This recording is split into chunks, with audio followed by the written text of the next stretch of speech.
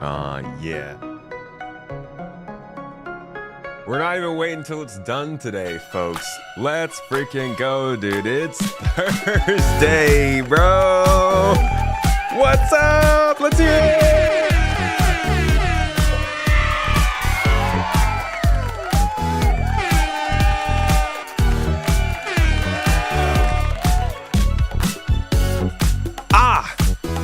My friends, don't stop. Keep clapping. Clap, everybody. Stand up. That's right. That's right. I love it. Love to hear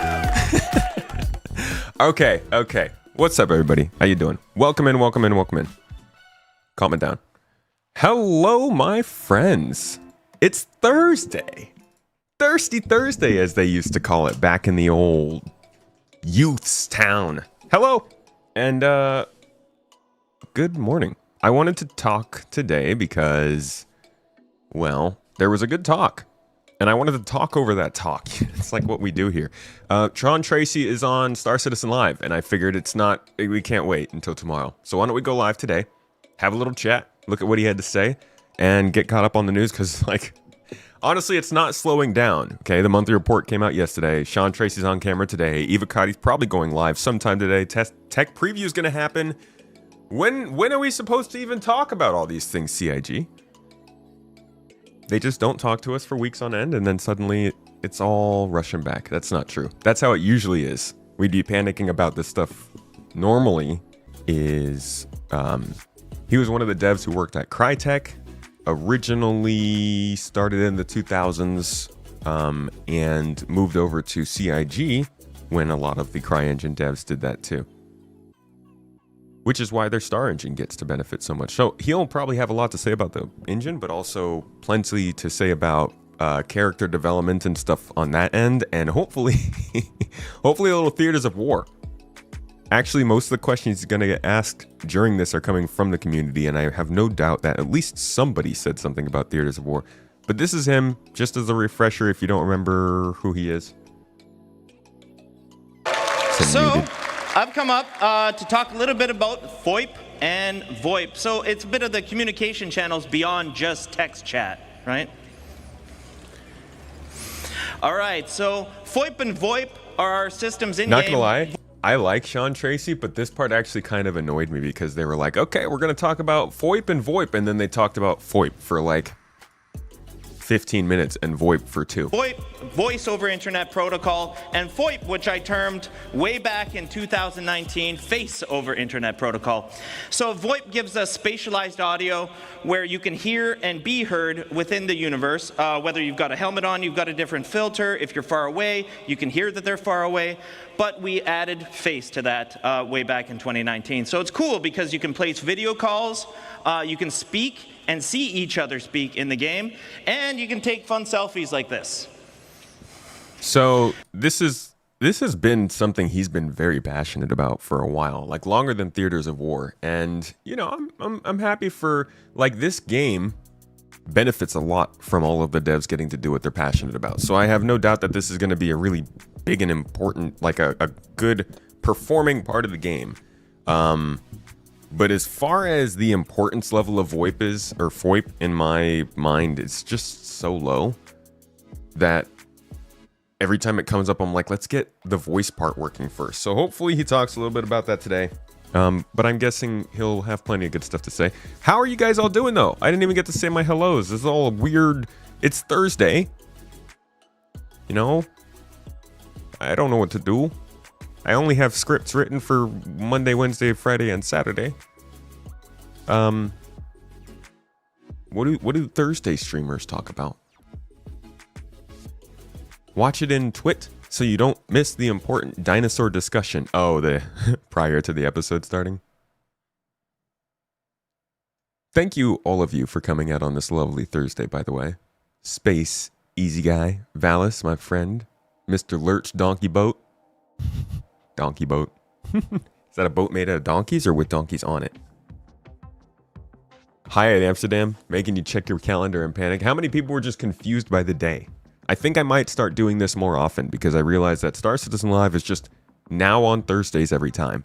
And Enough is happening in Star Citizen that I can't just wait until Monday to cover Star Citizen Live, let alone Friday, so I might start doing streams on Thursdays just to get this out of the way in the morning. We'll see, though. We'll see if they keep doing it like this. Maybe I'll just do it whenever there is a talk. It's Ren, dude. Good to see you. Catching the beginning of a stream is rare. Good morning. We'll make it medium rare next time. Satham, you really want to have them... the team working on Star Sim on? Hell yeah, dude. You know what they were on? They were on.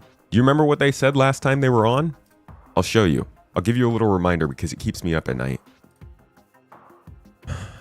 So much so that it's like it's that easy to find.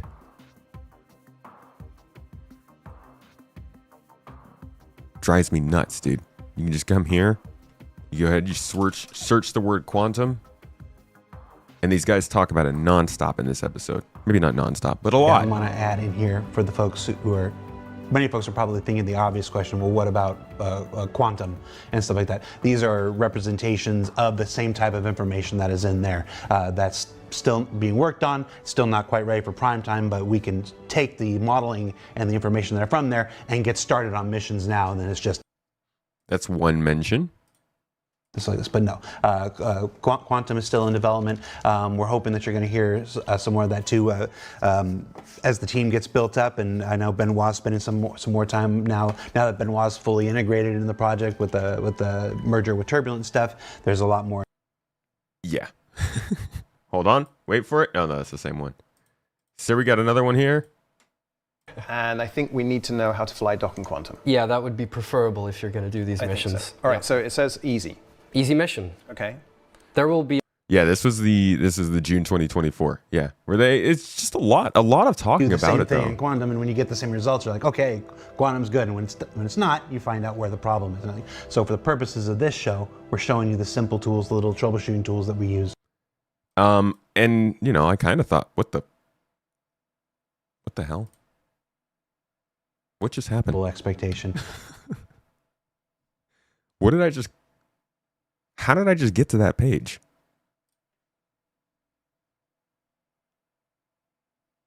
Man, that was weird. Okay. Let's go to Twitch and pull up this show and get started on Sean Tracy's talk.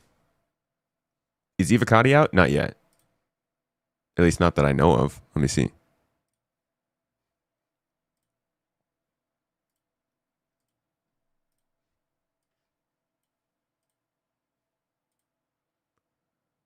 Oh man, it's so hard to find the official Star Citizen Twitch channel.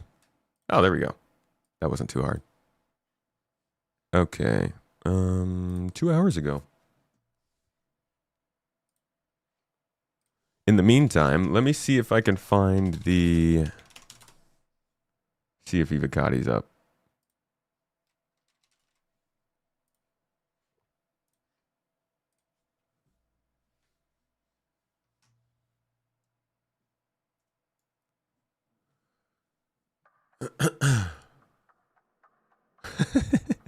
Off your meds. He very much is, dude. You can always tell because it's people who come in and they'll say things like, I'm not going to read chat. I'm not getting involved, and then they just can't help themselves.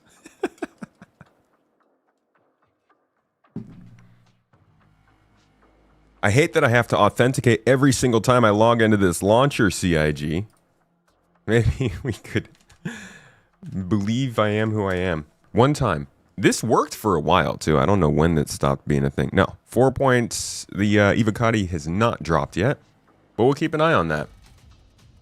Whenever it goes to PTU, we're going to be all over it in here. All we do is yap about the game, bro. Yappington, bro. It's not even a normal stream day. Come back tomorrow. New Evacati build possibly tonight. We had a lot of CTD and server errors in last night's build. Yeah, that was... Couldn't even get really any sort of... Oh. Couldn't even get anything running last night. Oh, thank you. This tomato brought me nachos and tea. Love you. Alrighty. Odd that you have that issue. Does anyone else know? Oh. Is the mole in the PU yet? The mole has... The mole is not a old... Or the mole's not a new ship. The mole's been out. Are you thinking... If you're thinking of the moth... No, that's not available. Alright. Let us go. Bro. Good lord.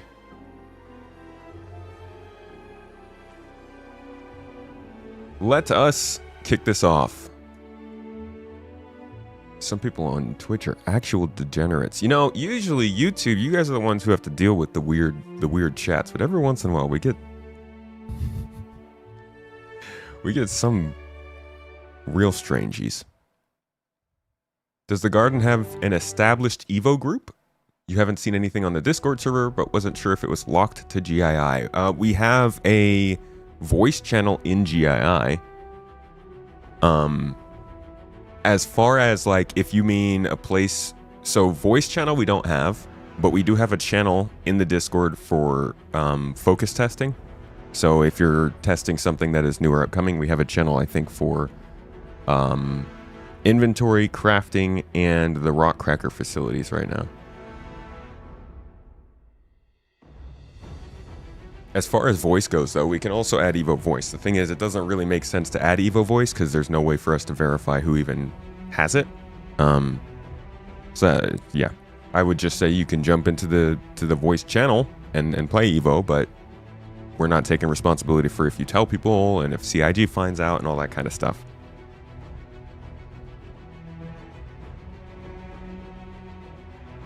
Is the mole buyable in the PU? Yes. Yeah, you can buy the mole. Like, that's good. It was the rib AI and stuff, but We sure have. But they were work related. well, that's what makes Just them chat. dumb. That's true. It would be so funny if the showrunners were just unmuting mics during this time and they didn't know they were on the air. Toes. I don't know. Just punch the monkey. I will say that this is not an effective audio test because we're both talking at about Like a super 10 low dB. volume. Yeah. Like, Hey, what's up, po' boy? Thank you for the sub, dude. Lurch Lord, you as well. I appreciate you, man. An effective audio test. We have to raise Still got that the Atlas volume giveaway going on of if you our guys want to get voice. extra entries into that on Twitch. Dinosaur. What's your favorite Appreciate dinosaur? you. It's T-Rex. It's definitely T-Rex? Yeah, I'm just super You're just classic. A way to link up with I was other gonna say avocados. Ace. Yeah, so if you go into the go onto our Discord server So and I got- look I up got the my- channel, I I got think my it's kid. called There's a store that's closing, and think store it's called closing, Focus everything's Testing? 75% off, and then these really cheap like dinosaur toys, just these plastic dinosaur toys that they're. We'll actually drop that in the server announcement this week And because I have a some of them couple are other really, channels that I really hard, and added. They're kind of obscure, and I don't know what they are, and stuff like this. I know, there's a lot of hemming and hawing about AI and stuff, but I fired up ChatGPT. I took a picture of it and said, "Tell me which dinosaur this is," and I look like I'm brilliant to my kid. So, I bet. Right. So I'm like, "Oh, that's a." I can't think of the name right now, but it was something weird like Pachyosaurus or whatever. I only know the Jurassic Park ones. Right. Then your kid's gonna get a hold of a phone. It's gonna run. No. ChatGPT. Yeah, it's called SC Focus How did my Testing. dad So you know? can just go in threads in there, and everybody who's in Evocati is kind of chatting about what they're Turtles all the doing. way down, dude. I'm telling you. It's. I used to know the dinosaurs. I swear I used to know the dinosaurs, and then they started finding out they had feathers and everything soon as they about the dinosaurs changed. And I can't still keep say up. Brontosaurus all the time. Do you say that ever? Yeah, that's right. They changed brontosaurus. What But did it's not. It's a Brachiosaurus. Brachiosaurus. Or I don't know if they're different. We're gonna get. we're gonna get. We are going to get. I don't know. I think it's Brachiosaurus. Well, what is the brontosaurus? The brontosaurus was the ribs that Labrontosaurus? Fred Flintstone ordered Yeah. in his car, and it tipped his car over. Yeah, Like that's what I know. Yeah. Exactly. Brontosaurus was the wrong skull on a body. Really? Oh. Really? Stolen valor. What's up, Sosa? Brontosaurus and Brachiosaurus are two different beasts. Yeah, okay, but is there still Oh, anything. My daughter thinks she's just introduced me to the gorillas.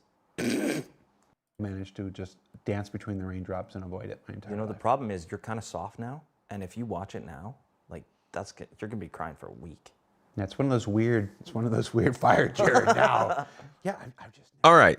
So, Star Citizen Live happened today, and I wanted to do a little live watch with you guys. We'll cut out all the chatter, but this is going to be hopefully a chance to add a little bit more context and throwbacks to the stuff that gets talked about. We're having on Sean Tracy. He is one of the original developers who came over from Crytek when CryEngine lost a lot of their developers to CIG. So he has his hands very deep in the engine, super connected to the character development, FOIP, and again, a lot of the engine stuff. That being said, I don't think he's going to talk about Theaters of War today, but we'll see. Either way, thank you for joining me for this little interview. Hopefully we get some good news out of it. Should be very, very development focused. How that goes, and I'm like, you don't know anything. I You know, but yeah, there was a new music video actually. It's super cool. They did cells and everything. Like they did cell animation, 2D animation. It looks awesome. Super cool. They're on Great Saturday Night song. Live this weekend with Ryan Gosling. You're kidding? No. Oh, I didn't know that. Yeah. Well, maybe that's why it's all in the media. So of course now she sees it and she's like, you probably don't know about these guys, but. Have you actually heard the new album at all? I've only heard this song. Only saw this So they one. went through and they got all of the They didn't outtakes answer any of the from, like, questions from the forum? Every person that ever like subbed in, like clips from Dennis Hopper, all the things that they left on the table, Yeah. and basically have resurrected them all to a new song. So it's like, so the whole album is kind of a tribute to a forgotten and lost history that never was. Yeah. Of their lost history stuff. It's cool. Yeah, I did tell her. I'm like, yeah. I wonder they should collab with Blur maybe.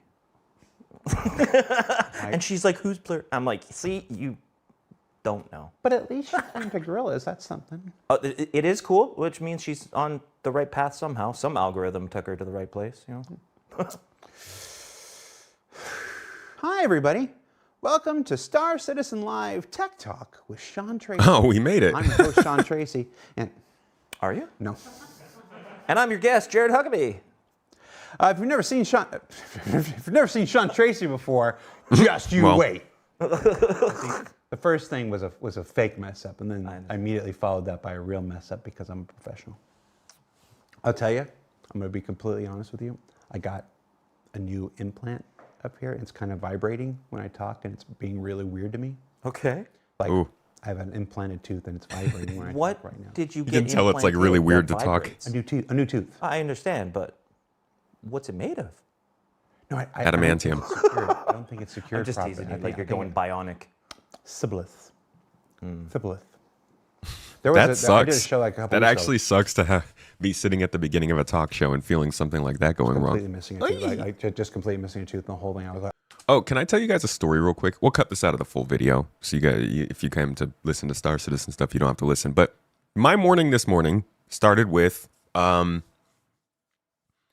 we have this little jumping spider that we found in our house. It's actually for a jumping spider. It's not that little, and we've been looking at it a little bit and like learning more about it. And Mrs. Tomato, being such a lover of all things living, wanted to keep it.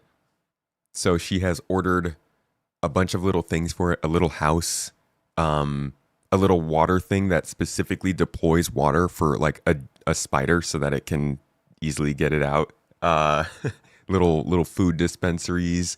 And it has this little corner in our house where it stays. It stays in this little tiny, this little crack next to our window. And it hangs out there. It'll come out. It'll see us. And the craziest thing was like when we first got there and we saw it, it saw us. And like I could walk around it and literally I could see it moving and like looking at me as I walked around. And it's like, oh, hey, we're like, we're looking at each other, We'll see how it goes. So he hangs out there. We say hi every morning. He says hi, scurries back into his little place. And we got him a little home now. Little Edward, the house spider. So I'm going to keep you guys updated on how that goes. Okay, we now have a new pet. And we'll see how it fares. It's actually probably going to be, we're going to have to reach out to Moist Noodle. Maybe we'll do a little joint spider duo stream thing. Anyways, that's my aside. Back to Star Citizen. I kept my mouth like this. I like this. I don't know if anybody noticed. My old man had the same thing. He had an old fake tooth on it. And anyways, he would. Yeah, mine doesn't come out. Mine's in there. It's just not in there super secure. It's vibrating. That's going to be weird. Yeah, we It's get a gonna- lot of flies. it's It gonna should be useful. a focus for the entire show.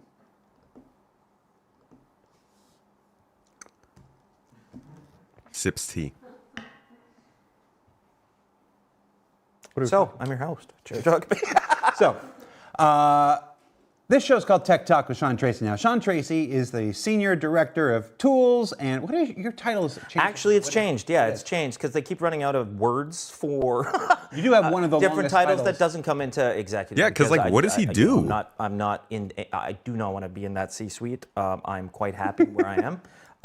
Just below it and helping out with the developers because I like working with dev. I like keeping my hands on stuff. So it's Managing Director of Technical Operations, which is a big, long title that just brings together tools, technology, animation technology, character technology. I can respect somebody who, wants to, maybe it's not the whole reason, but I can expect somebody who wants to stay out of the C-suite because they want to keep their hands dirty, or maybe less so, per se.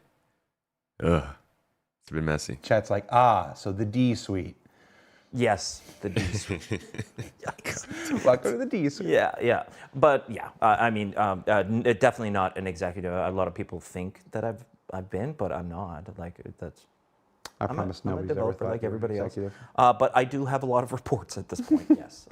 There's a lot of reports. The tech pillar is a rather large pillar. It's gigantic, actually, and right now our core technology group (CTG) is split in two, with two of us at the top. So Not gonna lie, Ben this is the guy I over thought top was of going to be all. CTO. And then Marco and I split the two departments, so it doesn't end up being 200 onto one manager. Did he just reference Mark? Ben was over top of all, and then Marco and I split the two. Marco. I think, if I'm not mistaken, CIG acquires. How do you spell acquires? Turbulent. I believe the other guy who was with. So we had Benoit, Claire Buffet, Guillaume, and Marc Boudet. This might be the Mark he's talking about. Because they both got pretty big positions at CIG when this acquisition happened, but I don't know what they got. Let's see, they became CIG shareholders and CIG executive group as CTO and Senior Vice President Studio Operations. Okay. So that might be who he's talking about there when he references Mark. Not sure. CTG is split in two, with two of us at the top. So Ben was over top of all, and then Marco and I split the two departments, so it doesn't end up being 200. Could be another Marco. Manager. Marco is not an uncommon name. NTC Transport. Marco Mark. Transport says Sean Tracy in the C-suite. Sweet, no, not in the C-suite. No, not yet. I mean, someday, right? Maybe Chris goes and Rich and I can take over, but we're not there yet. I wouldn't. Sounds like I got my eye on the target. Probably finish some games first. Other people, maybe not. Mrs. Tomato, can we record that? Maybe Chris goes. Just that line? Rich and I can take Should over. probably finish but some games we're first. not there yet. I wouldn't. We should probably finish some games first. Other people. I like that. Maybe not. Maybe. Not you. Not me. It doesn't. The camera's not not me. on him, so it doesn't work well enough. I'm quite happy. Super happy. So, while Sean works in the tech content tree, the scope of his work is not nearly as broad as Ben was. So, one of the things that continuously challenges this show in our effort to improve as we go along is properly conveying and identifying the topics that are appropriate for our guest for the show. So we thought we'd do a little thing. Look at that. That's going to pop up from time to time. Today's topics are questions and situations and improvements and whatnot related to the engine, which is Star Engine, the editor, which is the thing with the interface for the engine where everybody makes their stuff, all the various tools that allow all of our stuff to connect, whether you're using Blender or 3D Max or whatever. Big focus on animation and character tech. And then, of course, Would have been actually a really good chance to ask about Rastar. That's what we should have asked about for this week. just a little bit of VR. Yeah, and it's just because I'm helping. It's just because I'm helping. dab I can't down, take anything away from Sylvan's work that's going on with VR, which is fantastic and it's great stuff. But by no means am I doing nearly the hands-on work that he's doing. I'm just involved a little bit. Gotcha. So we're going to start with into the questions as we usually do. We put a thread up on Spectrum. We went through and pulled the questions that were actually related to the topics. Let's just be real plain up front. The overwhelming majority of the questions were not on the topics or for this person, but people like to try. So we're going to get into the this live is from just a couple hours ago. And the first question we have was about the character customizer expansion. This was actually about 8 different questions that we've all sort of combined into one here. Will we be able to edit body type, height, weight, scars, cybernetics, image-based face creation, VoIP scan import? Dude. Talk to us about the future of the character customization. All right, so it's a great question, and all of the topics that they brought up there have been brought up by Chris. So the short answer is yeah. Yeah, the height one's obvious. When? Wow. There's a lot of pieces to Wait, that. are they going to do height? One of the things that is It's not obvious. coming sooner than it is later is scars, and we call it's the feature and the technology of it is blood, sweat, and tears is what we call it, right? So it's so the characters can bleed, so they can sweat, so that they can cry, and what that does bring you is some decal. It's so that we can represent the actual CIG offices in the game. support for the characters, and that's No, what's I think they're actually really happy there, actually, a critical lot of people. to have scars and things like that. That starts getting into, so the tech enables this, but that starts getting into design discussions like, okay, when does a scar get made, right? Does a scar last forever? How long does it last? How does Death of a Spaceman work into scars, blood, sweat, tears, these kind of things? Our scars remind us that the past is real, Sean to come Tracy. for that, but it will be completely enabled. So we're going to be able to put a character in, just put the scar on them, looks great. But as far as that being a dynamic thing that happens when a player is playing, again, we've got to have design discussions to see exactly how that would work out, but the tech would absolutely allow it. So that's just on scars. The body question is a bit of a bigger question, and it's already been a mandate that Chris has put forward that he wants to be able to have custom bodies. Now, I'm not going to talk about the height adjustment because the height adjustment is a different problem than is the, I call it thin fat variations. So thin fat variations have been around for ages and ages and ages. And the old way of doing it is you literally have a thin one, you have a fat one, and you kind of blend in between all of them, right? As you guys know, we have a really, really sophisticated system in DNA within the face. What I'd like to develop and what we are beginning to develop now is DNA for the body. So DNA for the body would give us basically all the same abilities that we have within the face, giving a massive amount of ranges of body types that you could blend in between depending on different controllers or whatever you want to do. So that's where Chris wants to take. I didn't expect that. I didn't think we were going, because there's the real difficulty that comes about when you start getting into animations of getting in and out of ships, in and out of vehicles, body dragging, handcuffs, all that kind of stuff. It's going to be interesting to see how they handle that with different sized bodies. But I don't think they've confirmed that we would get different sized bodies before this. Maybe. Take this. Now, there's so many challenges, guys, because it's not just about doing the body. Like, I think a lot of people think about the customization. They see a guy standing there in an outfit, and they're like, cool, that should just work. I agree, but that amalgamation of a character is like 12 assets, all independent, right? If I were to restart this game again, I would make every body the exact same topology, every shirt on top of it the exact same topology, so that we could do those blending kind of things. But that's why we've got to utilize something like DNA and a Raptiformer on top of it to be able to do that. But so you guys are aware, when we mark up a hair or we mark sunglasses, toques, or anything around the face, it takes some time. It's a lot like skinning. We have to mark up the vertices to say how much or how little do you move, how do you move, whether it's elastic, whether it's a rigid. It takes some time. We would have to do that then with every single body asset. And just to give you some idea, we are nearing 1,200 body type assets within the PU. It might even be higher. That's the last I checked. 1,200 assets. So we're talking a lot of stuff over many, many years, and they're all in different states of, where's the mesh, LODs, face orders. It's tricky. So the things that go on the face to make DNA work, we know the vert order of every single one of those faces, and we know the vert order of the attachment, so we can move it. But if we have all these assets on top of a body, we don't know that. So basically, we have to make a Protoss body, like we have the Protoss head, which is the mass average.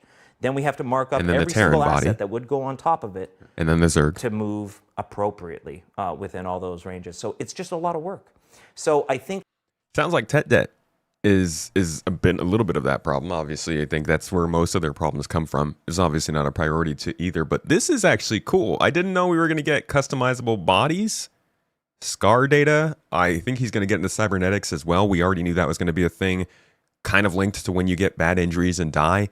All of it sounding really cool, because I do think that if this is the kind of stuff that isn't customizable necessarily, like maybe you can get this stuff if you want, but it is really, really cool if our bodies actually do get cybernetics and scars and stuff applied to it that you can literally see somebody have and be like, hey, is there like a story behind that? What happened there? Why didn't you get it healed? Why is that? Like, what was that day like? It'd be so cool, man. It's nice to have a little story from your adventures. the first step, but it's a question I think a little bit later. First step is going to be something like starware, right? And then we need to be able to look at the body adjustment. It's a question a little bit later on as well. The other place that we are able to use this is on new types of bodies. And what do I mean by new type of body? Well, I mean things like Babies? a quasi-grazer.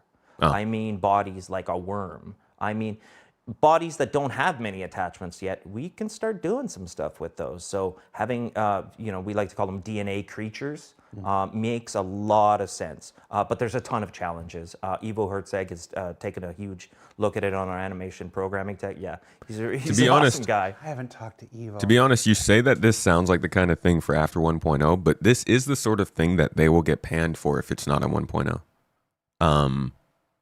Being able to customize your body is something people expect from a game, I think, and they'd probably get some crap for not including that in the first version. Well, I talked to him yesterday. Well, there was a bug in his code. Granted, I thought. expected them to. I'm surprised they're doing The it. whole time it was not a bug in his code.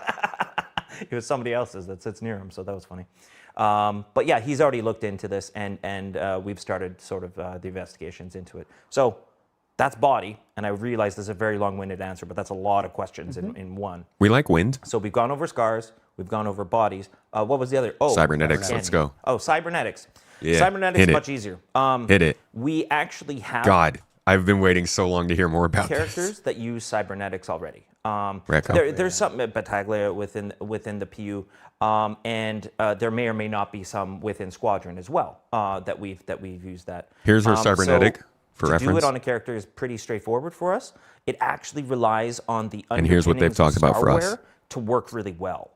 Because Starware will be able to adapt to different arms, different lengths of there's a whole bunch of stuff that will come with those attachments. So I think that's shortly to come. There's no tech stopping us now from the cybernetics of it. But the question then begets, can you take it off? What happens to FPS gameplay when you take your right arm off? Yeah. This is what I Right? want. There's Deus some Ex right there. questions to be answered within. It I know could some of be you be just looking for these. cosmetic, but that would not be a very Star Citizen approach. Yeah, but how ridiculous would characters look running around okay, yes, you can put a gun in your left hand, but right now, all of our animations all very much expect that you're holding that weapon like this. So they're just running around like this. Like, come on.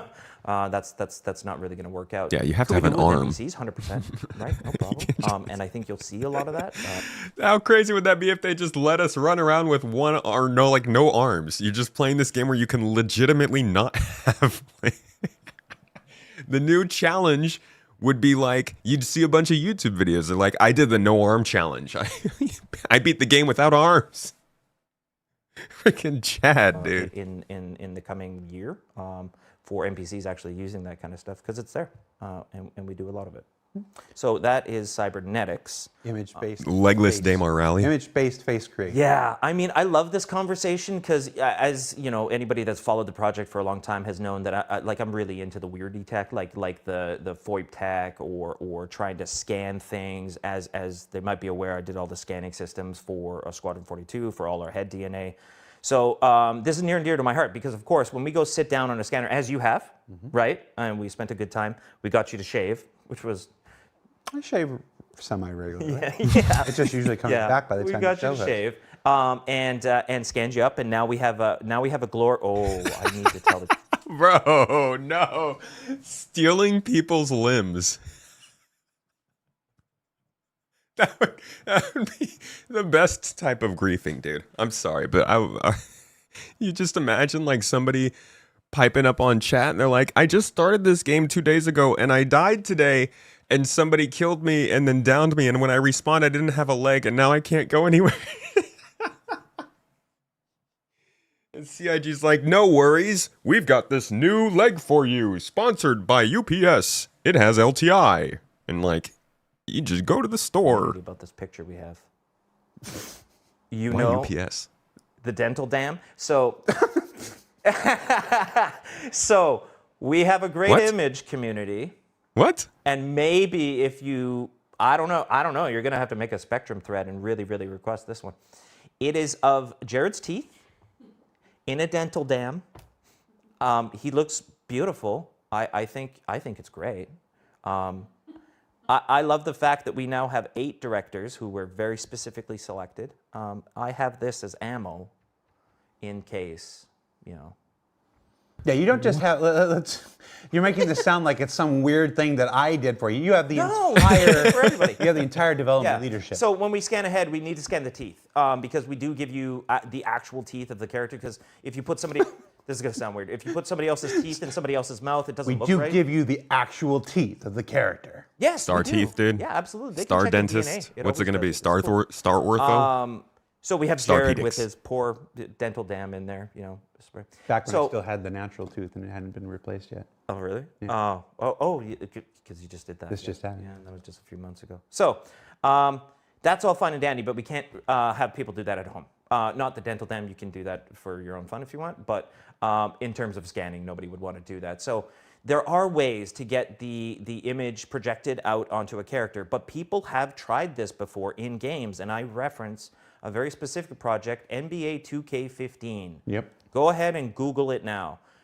NBA 2K15 facial scan, or Thank you. Thank you very much. yeah, NBA 2K15 face, and you'll. How about it? We have the ability to pause. NBA 2K15 facial scan uses the PS4 camera on Xbox Connect to create a 3D avatar. That sounded like a bad idea. By having you slowly rotate your head in a brightly lit, high contrast, or dark background environment. Successful scans can require holding the camera 6 to 12 inches away. I'm guessing there must have just been like some really funny situations with this. Slowly turn your head 30 degrees to the left and 30 degrees to the right. This process is quick and simple, only taking about 30 seconds to complete. This It's the kind of process you want to do in private. technology doesn't just match what looks like you. I It don't maps want your to see people entire watch me face do into this. small points and creates your features and look. It's not capturing an image. It's Ooh, I feel like 2015 was probably too early to try and do this. bam. Uh-uh. Virtual Ronnie 2K is in the game. Station Eye camera 6 to 12 There, and one day, leading your team to the promised land. Man, early 2010s gaming technology was so funny.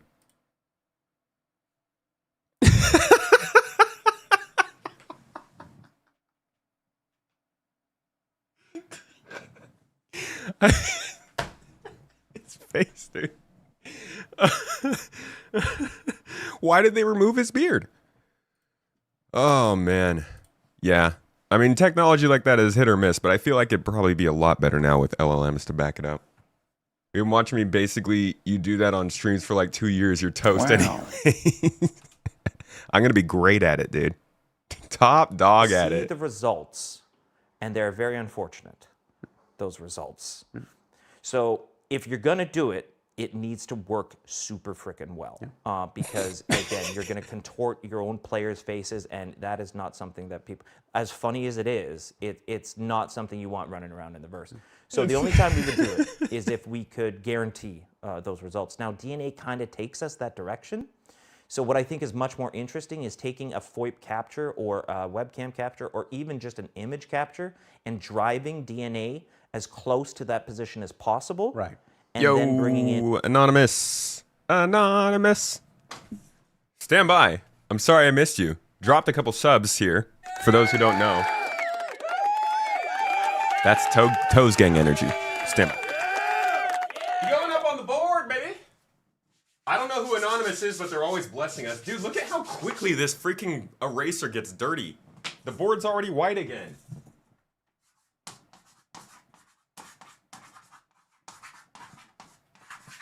For shame, board. God. Can't stay black. Whatever texture makes sense for that. Like, you get the closest you can. So it's not a true scan. It's more of a DNA approximation of you rather than a full scan. I personally think that's probably a safer way to go, and I really hope you guys have Googled 2K. Oh yeah, no, they are. The search We got a couple. analytics for 2K15 just went up. Yeah, I'm sure. I actually used that feature in WWE 2K20. Did it work good? Yeah. All right. I got to see the image search. Let me pull up the image search. Let's see. Oh, jeez, dude, what? What is that? That's a lizard head, bro. That's part animal. What happened here, man? There's no way that came from this. That's just I feel like some of these are just people putting pictures next to other pictures. You can't even see what I'm looking at. Like that doesn't make sense. Dude. Yeah, I mean this is you could have okay, that has nothing to do with it. You could have probably expected that it would go this way. It's the cover of the game. Yeah. See, we're going to have fun looking at how technology was before we figured out how to get a lot more processing power into this stuff. Well, I was able to cover like the bottom half with a beard and stuff like that, but for the most part, yeah. Yeah, it didn't mess up too bad? No, you could tell it was sort of me. Oh, that's good. More hey, cool. I honestly, I thought they gave up. no. I thought they just bailed on it. They did for a couple of years, though. Yeah. I know that. Yeah, I know. So maybe again, whether resolutions are higher. But anyways, I think that's a very reasonable way that we could do this. Is it going to work? I don't know. Haven't tried it, but I hope to get there. Yeah, I think the faceware thing is probably the FOIP thing is probably the right thing because you can get all the points in the structure from that, and then alter the structure. Yeah, it's not like they haven't been working on it for a while. You get people half the way to. Yeah, and I think we've got enough textures, especially now that we've done the new scan set and we've got like 60 or 70 of the new materials and all that in. Plus the skin tinting, you can actually approximate somebody's skin tone pretty close. And there's a whole bunch of algorithms you can do to do that. So, I think it's worth an effort for sure. Star but, skin. I can't guarantee it. Star melanin. Because, again, I work a lot on the technology that enables the developers. That should be my title, I'm your developer's favorite developer. That really would be the title, developer's favorite developer. He's the CIG enabler. Dude, is that a Bungie? No.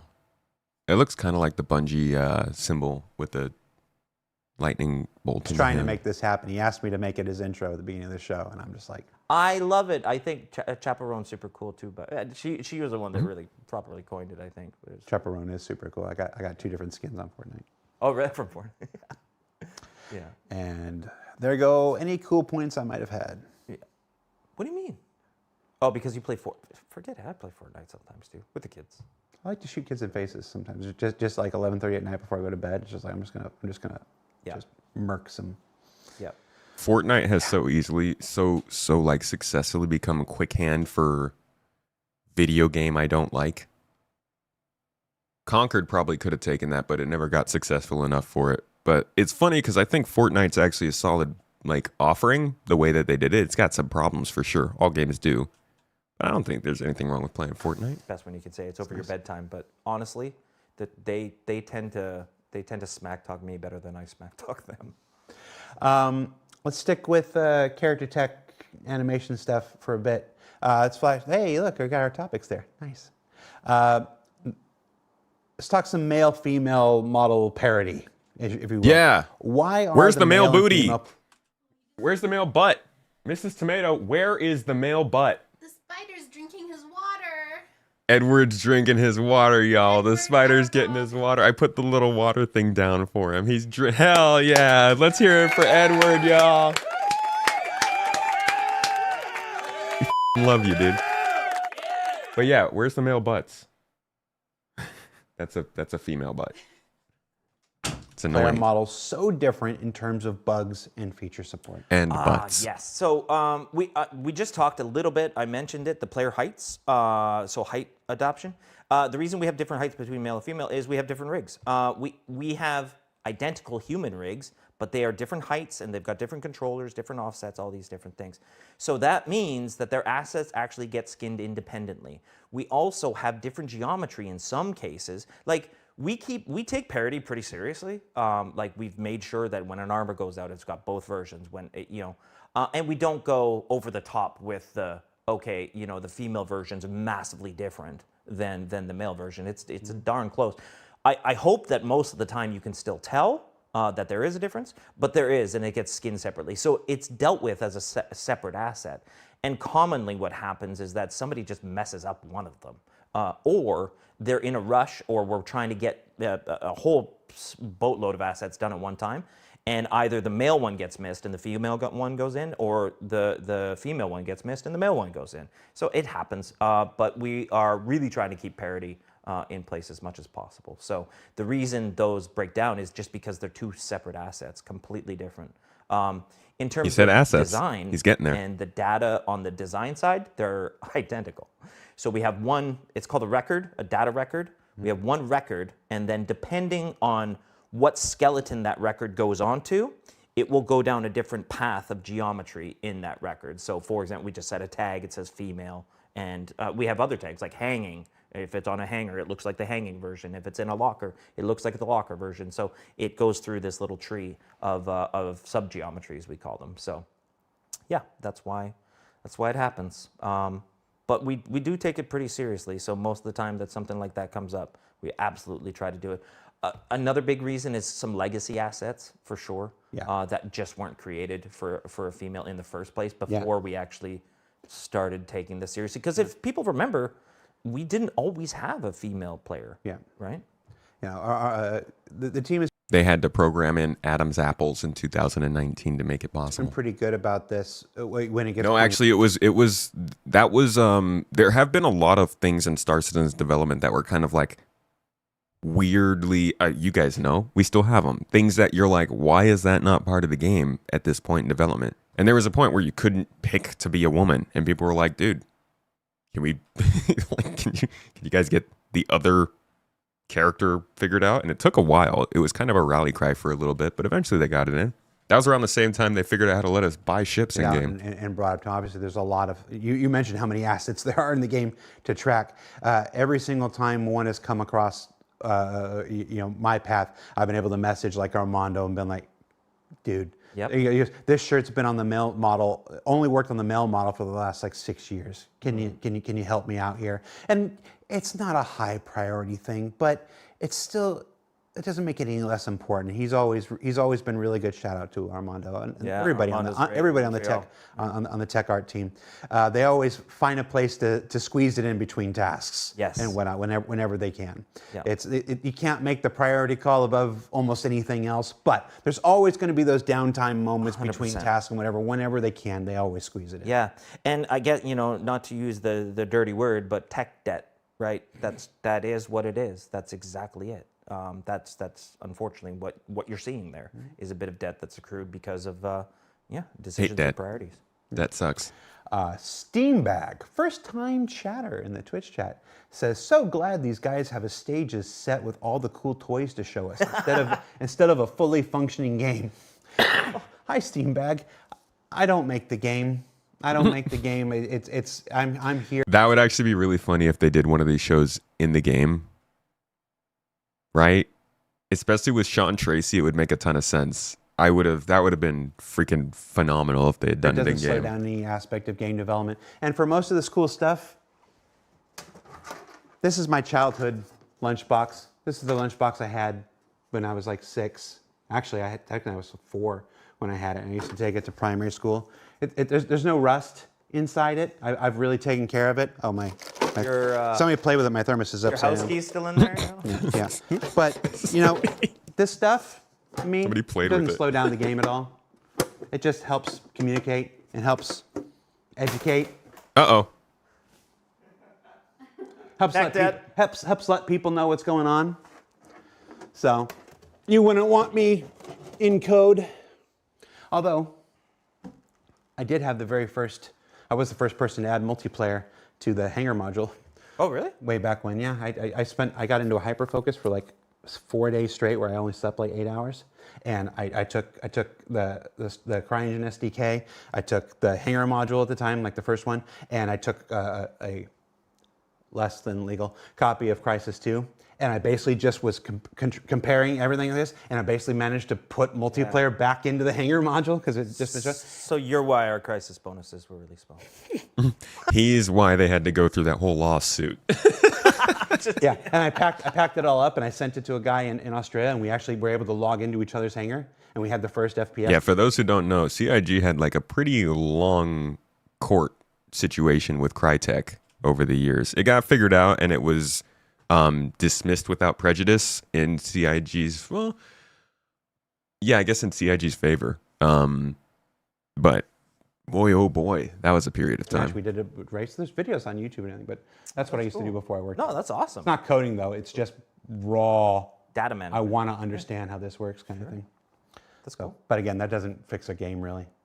It just causes trouble. Tools. How many tools would you say you've made, and how they accelerated development? Well, honestly, if you count how many tools I've made, it's not nearly as many as how many CTG has made, right? And we're easily hundreds and hundreds of different tools, scripts, because it's like, what's a tool, right? Is it an executable? Is it a Python script? Is it a Python script within Maya? Is it a Mel script in Maya? Is it Max script? We've got so many. TechArt has a whole bunch. We've got CTG tools. We've got engineering tools. We've got designer tools. We've got production tools. We've got I've got my Frame.io to Jira tool recently. So there's honestly probably upwards of 1,000. I mean, but it's all going to depending on what the function of that given tool is, because what it's designed to be, a tool here is to force multiply somebody doing something. Whatever that may be. And a lot of times it's to speed things up.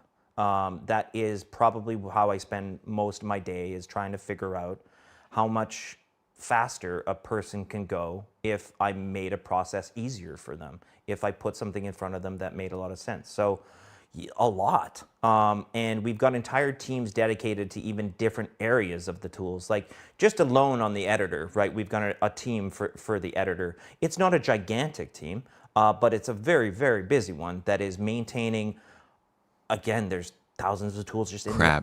No, I think I actually would really love to sit down and talk to Sean Tracy, because one of the most interesting questions is how all these tools work.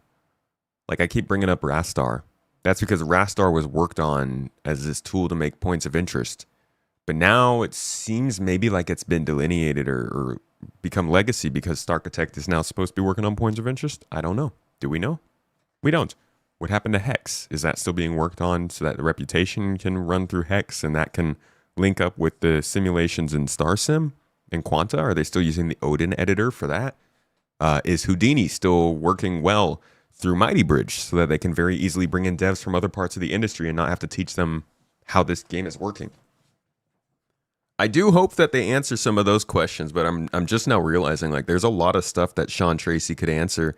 That'd be very useful. And the way this interview is going, I don't know if that stuff's going to come up. I think it was consolidated into Starchitect. I do too. And the reason I want to know about that is because there were a lot of rumors that it was introducing problems into the points of interest creation flow. And I'm wondering if it ended up being scrapped quietly without us knowing, and whatever did work from it was put into Starchitect. Not a problem if it was. That's what happens to tools. But, you know, for people who are obsessed with understanding the development of this game, it's fun. It's fun to know that kind of stuff. Hopefully we learn someday. Maintaining the Python implementation in the editor, maintaining all the plugins within the editor, whether that's a character tool, whether that's a mannequin tool, whether that's the universe outliner, whether that's level design tools. So there's a whole bunch that happens there. So that's one team. Then we've got another team that works on kind of global tools. I call it, it's CTG Tools UK. They work on So good tools at like, naming things. yeah, I know, right? It's like super uninventive. The cheekier names get confusing, though. That's the only problem, Yeah. right? So they work on kind of the global tools for all the developers. So this is anything outside the editor they tend to work on. So a good example is copy build. When I got to this company, there was literally no way to download a build to your computer. You had to open up our Perforce, and I'm not sure everybody knows Perforce, but it's our source control repository management, and you would sync everything. It's our military like branch in the PER. Everything. And you would launch it. And I was like, crazy. So they then got a build system. Great. Okay, so now the thing runs through a build and it makes a little package, an artifact. And the best thing they had was just copy paste from network onto a local drive. Okay, so we have evolved, obviously, to honestly, just as good as any other company that's out there in terms of our back-end build infrastructure and our distribution, which is what CopyBuild does. Yeah. So CopyBuild does the patching, does all this kind of work. So basically, everybody runs CopyBuild that is going to be working on the game. Almost everybody, anyways, runs CopyBuild as our build distribution. So they work on that. They also work on a very, very big tool called DataForge. And a lot of people will come on here and talk about DataCore or DataForge records or entity. We hear a lot about that in monthly reports. Records or whatever. That is the tool that manages those. It's huge. There's a lot to it. There's a lot of data, and there's a lot of interfacing in that data that people do. So, I'm just rattling off a whole bunch of them, but that is what those guys work on, which is generally overall. Then we have, a newer team, a little bit newer, right? Montreal Tools. And Montreal Tools works on Starchitect, first of all. That's been discussed quite a bit, I think, especially with the new planets on the way. And that's going to be the way to propagate the locations out in a less manual way than we've been doing it, because it's the only way that we're going to be able to scale. But that is when things are going to ramp up like crazy location-wise. That's going to get a lot faster. Even beyond what they have. I mean, we just delivered 2 star systems in the same calendar year. Yeah. This is going to take us to the next level. Exactly, and it's all part of Genesis, which is great. So they're working on that. They also work on some density profilers within the engine. We're also working on a system called Tiny Machine, which is a smart asset system. I don't want to get too into details on it, but smart assets are cool. It's basically, as you move something around the environment, it actually has contextual awareness of where it's doing, what it's doing. Just a super simple example is if I put a ladder up to a wall, it'll adjust to that wall depending on what that height is. So then that way, level designers, it's not like, oh, I need the 10-meter ladder, I need the 15-meter ladder, I need the 6. They just put a ladder there and it's tall enough and it works, right? Like that's kind of the idea with Tiny Machine. Shoot, dude. Oh man, that kind of. Not gonna lie, I love. One of the things that I've been really enjoying getting stuck into Notion has been like tweaking pages to make everything efficient and work better and do things automatically for me. Sometimes you end up getting more into procrastination than productivity with those kinds of things. I feel that, but I have been enjoying it. And this sounds just like that. Makes me freaking piss myself, the thought of not having to specifically look for the exact door you need. You just put like something in the space and then it just creates what you need there. That sounds cool. I think that'll append to Starchitect. But that's all kind of within its own wheelhouse. And then even beyond that, we have like online tools, online services tool team, the OST and the live tools team, which works on a tool in our backend called Bootstrapper, which is basically the way that we run our environment without having to send it up to AWS. So you can kind of run the environment locally now. It's getting harder and harder to do that because our universe is bigger and bigger. So trying to run those servers on just a local PC can take a lot of memory out of it. So if you're a developer and you're running Max, Maya, Editor, the client, and Bootstrap, it can kind of get a little heavy. But there's all sorts of things going on with that. So there's a bunch of different tool teams that are helping the developers make this. I wonder what kind of GPUs they're using for the builds, because you're not even using consumer level stuff at that point.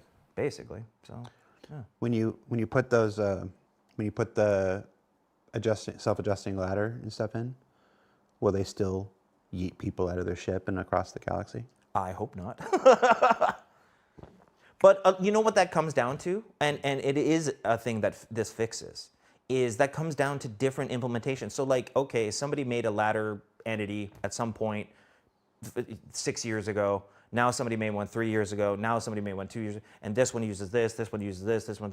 It unifies everything. So it just makes all of them are easy to play. So you just use this one. It's the only implementation that'll happen. And that way, when you fix stuff, it fixes it on everything and not just on, couple place ones.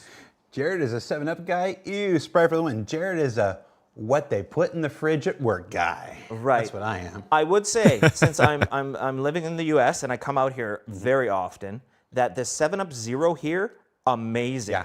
In the U.S., absolute Trash. crap. Absolute trash. Absolute crap. I don't know why. Honestly, and if that gets me in trouble, I hope not. Dude, real talk, that's how so many of the things are. It feels like that I eat now when I go over to Turkey, even like things just generally do taste better. Like Sour Patch Kids, ooh, favorite candy. But I loved it way more when I went and had it in Turkey. Sponsorship from them. So they got But hazelnuts and everything, say you know? that Sprite Zero on the other side is amazing. Yes. Over here is total crap. So what the heck? Yeah. I don't get it. Because they have to use different sweeteners Sugar. and stuff. The UK is pretty gung-ho on, It's such a on- weird on their, experience. on their zero sugar stuff. Like you find way more zero sugar options. Or yeah, here not than sugar, you the can lack anywhere else thereof. Because they decided to tax the hell out of sugar a I while had that Dr. Pepper I said I didn't want on camera. But The Dr. the Dr. Pepper Zero here is awesome. good. It has that caramel. Yeah, sorry. I'm I like the one with way off topic. Dude, tell us about your soda drinking tools. Anyways, yeah. So that's a lot of tools. A lot of tools get made, and again, a tool is just as much a process as it is a tool. Sometimes the best tools are just rejiggering somebody's process. Manage the ads. Tell you what. Next time the ad thing runs up, I'll go ahead and I'll pause it and I'll run the ad right away. tools right now. I personally, I don't like to pay attention to ads. I wish Twitch would just let me not run ads because it's useless and annoying. So yeah, sorry if I miss them, but I genuinely, it's just the most annoying part of this whole thing. Cherry. Bottom third, baby. Cherry Pepsi Max is probably the single best. Oh, yeah? I haven't tried probably it the here. single Like best here? sugar. Yeah, the Okay, I Cherry Pepsi Max here in the UK at least. I gotta try. Probably one of the best. Probably the best, the most elite of the zero sugar things. Plus, it's got caffeine still. All right, so we talked a little bit about Stargirth. What are we calling the thing where you adjust the? I Tiny like machine. Stargirth. No, the one where you adjust your torso. No, the body stuff. It just body DNA. I'm just Star thick. trolling you. Ozempic. Let's talk. That's the other way. That's the other way. Let's talk about Starware. Had quite a few questions about Starware. We've name dropped it a few times, but not really an update. We've been talking about this for a while now. What can you tell us about where it's at? Yeah, we have a super rigid schedule now. And actually, I got involved just a couple weeks ago just to check in on it because, I'll be super open about what happened. We made all the content, tech art, kind of did everything, but was lacking a bit of engineering support and a bit of design support to finish Hell it yeah, off. dude. Absolutely. That's exactly what it looked like. I'm sorry if you just got in trouble at work for that outburst. They came out and they showed us Starware and they had all the presentation for it. I mean, I don't even think it's really that surprising to anybody, this answer. Like, all of this is clearly... Last additions to the team. They had armors picked out. Okay, we've seen these armors getting dropped into the game over the last year, so it's not like they were lacking on actually creating the assets themselves. It was literally, it was probably this part of it. It was the ability to attach things on top of one another to add the stats and stuff, or we could just let him say it. But this is Starware, just in case you forgot about it. The ability to wear all things with each other, and then also like the different stats and customization that came with it. Really important system. Hopefully he has good stuff to say here. Now, that's all been addressed. There's a strike team all back together. They've got a really, really good schedule. It's not long. I'm not going to say exactly when, as that will be a roadmap or a Rich thing to talk about. He knows when it is, but it's within the year to get that out to the players. I'm hoping we see a tech preview this summer. And a big part of it getting prioritized was the community asking for it. So got to thank the community for that. That was great. That they got this invisible undersuit by accident is what happened. And Dude. this invisible undersuit kind of gave them some of what Starware is meant to do, and people loved it. And of course they loved it. I was seeing jackets on armors and armors on t-shirts, and like, awesome, cool, super cool. But I see people saying, oh, just give us back the undersuit. Like, we don't want to half-ass the feature, right? Like, let's not just half-ass it. Let's get the full Starware out there to you guys.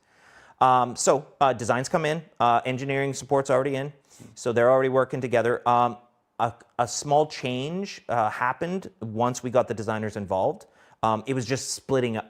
It was literally some really simple stuff, like splitting up the cuffs of the gloves, because the undersuit is like one suit and we want to chop it into gloves now. So like there's a couple pieces of it that required a little more content work, but it was only a month or two of content work, so we're not talking the end of the world. Again, I'm not giving a month or two estimate on when it's coming out. That it could come out before the end of the year, but yeah, the team's all back together.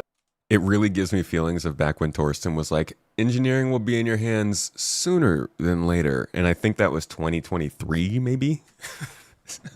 Not to say this is the same situation. I do think Star Wars is probably coming out not too far away.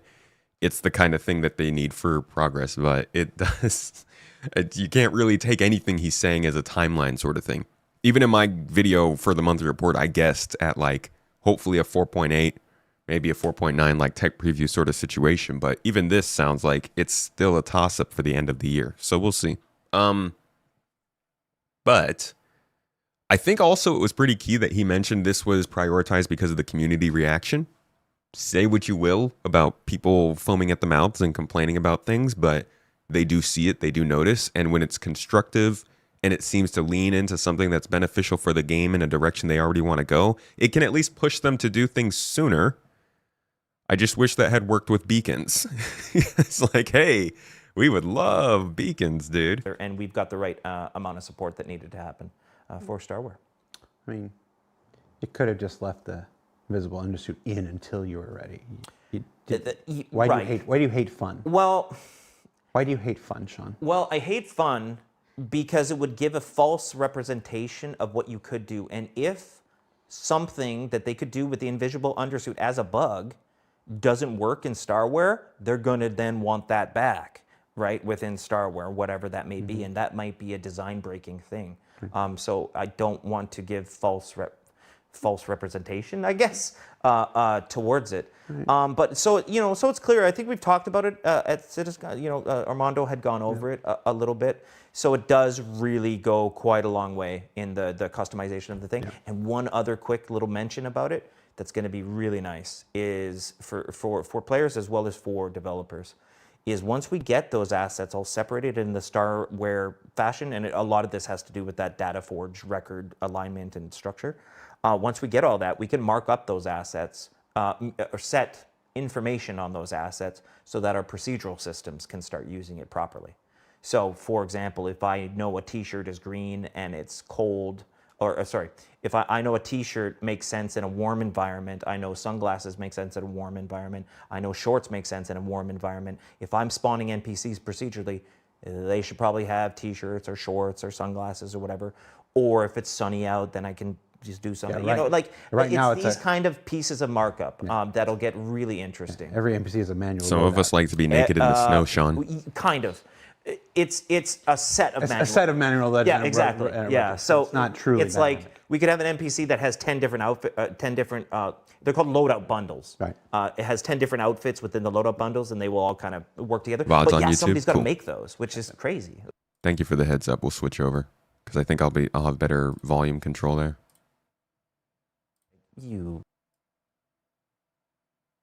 Ooh.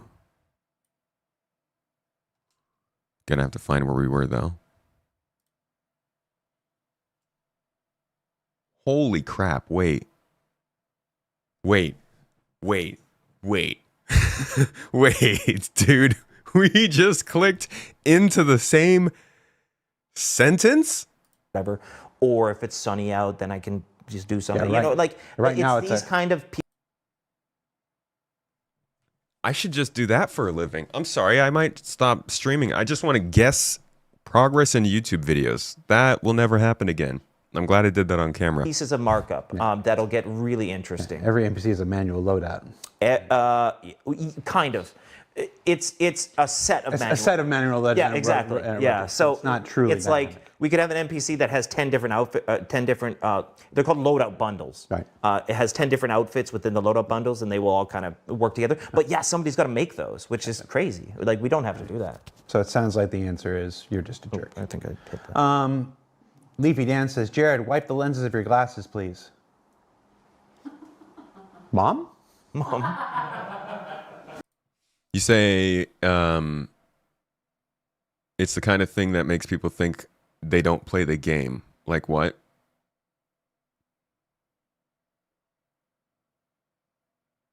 Oh, because you're talking about how he was talking about engineers being mechanics. Much like the economy team, you think they spend too much time looking at analytics and not actually looking at things from the perspective of a player?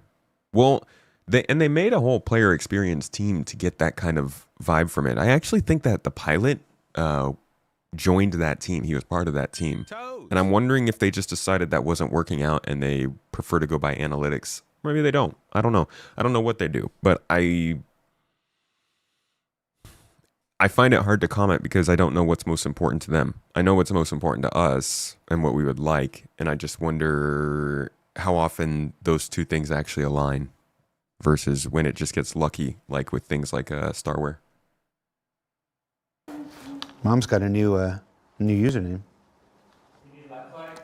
No, I got my hoodie. Creature Tech. How is Creature Tech coming along? New beasts this year?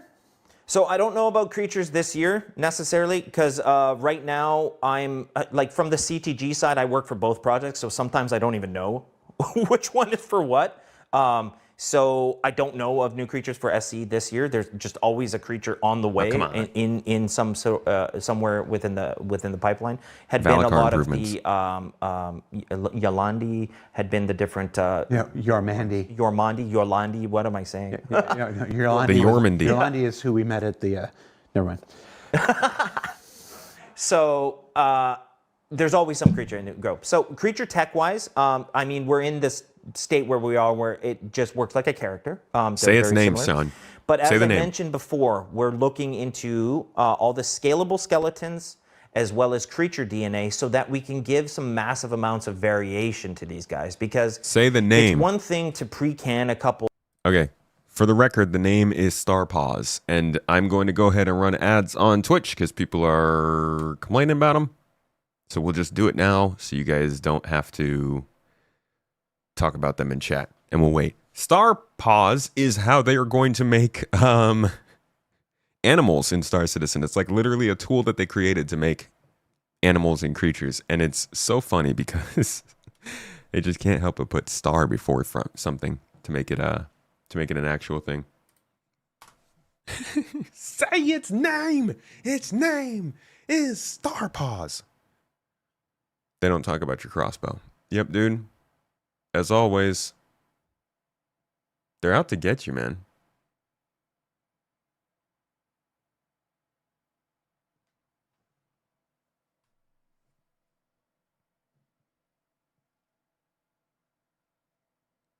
Also the name of a bad movie from 2017. Oh, that's good.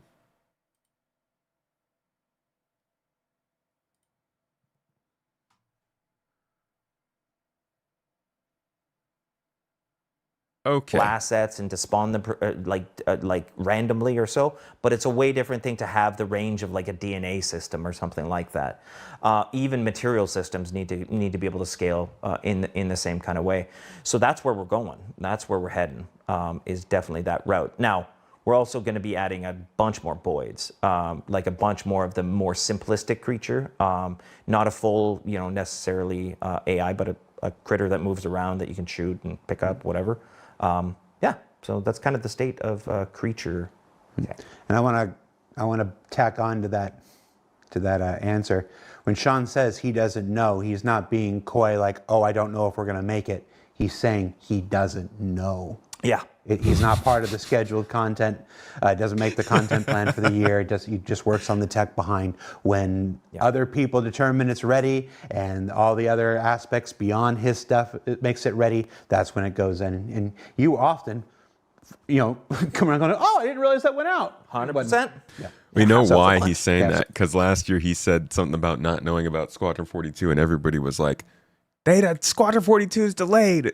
It was probably such a headache for him. I can run ads on YouTube. I don't know how that works. I guess maybe I should look into all this so that I can just like run ads for you guys when they're not supposed to run, so that you don't miss stuff. It just gives me an insert ad button. Sorry, YouTube. I think now you guys are watching an ad. So I don't know if that works the same way as Twitch, and it lets me delay any other ads by running that one. I'd have to do some research on that.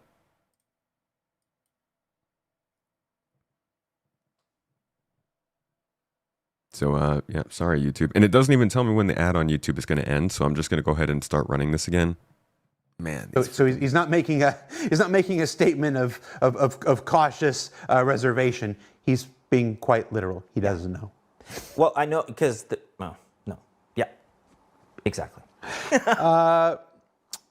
Destructible foliage, vegetation. Oh. Can we chop Maelstrom. down trees or run over vegetation like that's in the a great original one. CryEngine? So That's a great no, question. You can't right now, obviously, because people have probably driven their cars into the trees and stuff like that. Small ones, I think we just disappear sometimes, but most of them you just run into. So the original Crisis, so it's clear, was super ahead of its time. It used a cutter object. It was really cool, and anybody that does 3D modeling will understand a Boolean subtraction. And Boolean subtraction is a technique. You put one mesh kind of over top of another mesh, and you subtract the first mesh from the operand, from the next mesh, right? And it creates a hole. And what's cool when you do that, you can project the UVs and get the material from the cutter object anyways. We don't do that anymore at all. That whole system is long gone. What we do have is in Maelstrom, which is not quite rolled out, I think, to the persistent universe, but is very in use for Squadron 42. We have 2D procedural fracturable planes that come out of Maelstrom.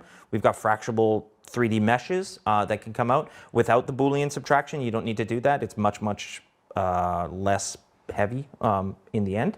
This is actually but really Maelstrom interesting. will be the system we Like hearing a CryEngine dev talk about the difference between what he did for the OG Crisis games versus what's being done now for destructible environments is actually that's really cool.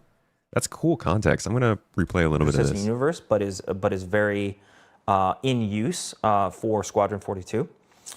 We have 2D procedural fracturable planes that come out of Maelstrom.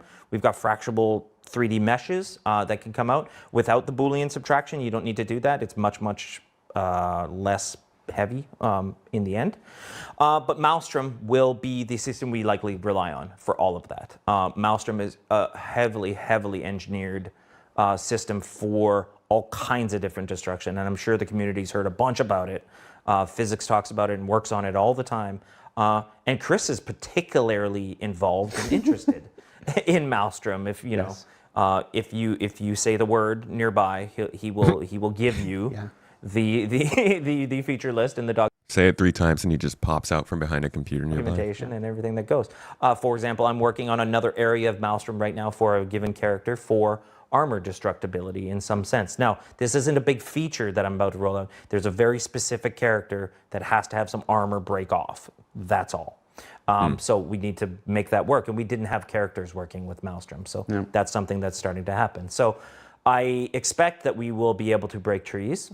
I expect that the level of immersion we've always wanted out of this game will let us do that. But how that works with the planets and Maelstrom, I cannot say. That's going to be physics and planet tech, and they're going to have it out. Let's just not take that as confirmation that they're gonna allow for trees. I feel like it's way too easy to hear that and then run away with it. Because he said he expects it, but it is up to physics and like the engine. That'd be crazy, dude. Oh man, that would be wild. I mean, we've seen what they want to do with trees. It's crazy. It's actually nuts. Let me show you. Let me give you a little reminder just in case, like, because the idea of breaking trees with the new way they want to do it. Here, let me show you how they're expanding the trees in this game. From the new upcoming tech. Whatever. This is what it used to look like. And that's what it's supposed to look like in the next version. So, like, the idea of being able to clear out a group of trees and make like a little outpost in here is amazing. But is that like actually in a freaking streamed environment? Nuts, dude. Either way, it's cool. I'm more excited by what they're talking about with armor falling off. I think that one of the best developers in all of video games when it comes to creating combat is Guerrilla Games. They used to make the Killzone games, fantastic shooters. They now make the Horizon games, wonderful kind of like sci-fantasy series. And the ability to shoot and disconnect components and armor in that game from the mechanical dinosaurs is just so satisfying. And the ability to do that in a game like this with whatever enemies they're coming up with, oh man, that would be great. I hope there's somebody from Guerrilla Games on the team there, or somebody who's got their mind in that direction on there. I'm going to run an ad for you, Twitch. It just gave me the ability. I don't know how long it's going to make the ads go away for you. I'm just trying to help you out so you don't miss the content. Enjoy. You take that as he expects it to be possible in the engine versus promising it will be coming. Yeah. Like he thinks it should be possible, but it doesn't sound like he's actually telling us that cutting down trees is going to be a thing, because they've been hesitant to say that in the past too.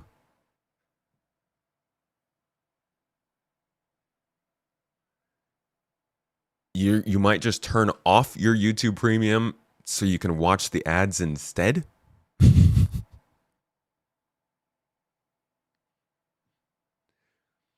If you want, you could just never mind. Maelstrom, not just for buildings and ships, but also for heavy armor on people. Yeah.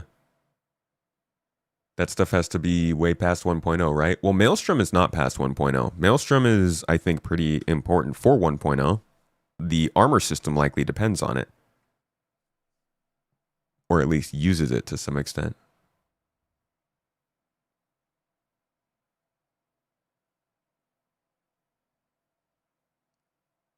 YouTube is as slimy as another streaming service. Yeah, and to be quite honest, I still think you get better content on YouTube than most streaming services. Like, I put YouTube in the same category as any other, HBO, Disney Plus, Netflix, whatever, and I would pick the YouTube Premium subscription over all of those other ones just because, like, more content, dude.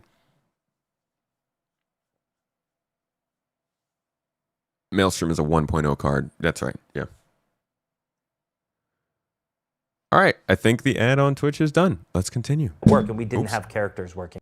Sorry about that. That's all. So we need to make that work, and we didn't have characters working with Maelstrom. So that's something that's starting to happen. So I expect that we will be able to break trees.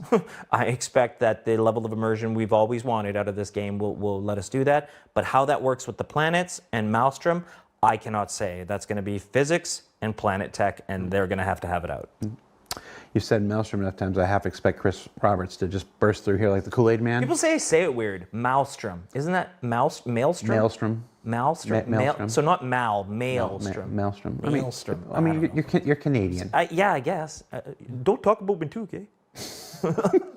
Talking about Matuke? Blue Minx. Hey, Buddy Hoser. Blue Minx says, then why does he even work at this company if he doesn't know? Maybe Jared should pick a random in streets to explain things. Because it's not his job, Blue Minx. To know the roadmap of Star Citizen? He's got so many other things that are actually his job. He focuses on the stuff that he actually like. Wait, they're talking about Sean Tracy? I could say, why don't you? You should know better. You've been in these chats long enough, man. Yeah, people make really dumb comments, man. How are you supposed to know everything in the long company? Enough that you know. I'm gonna suspect that that's a troll question, and you get to be timed out. Look, I just timed you out. Oh. You're timed out. Is that kick? That's a troll. Yeah. Is that a kick? Yeah, he knows better. Oh, I thought he meant like kick chat, like they're streaming it on Kick too. So that'd have been news to me. Censorship.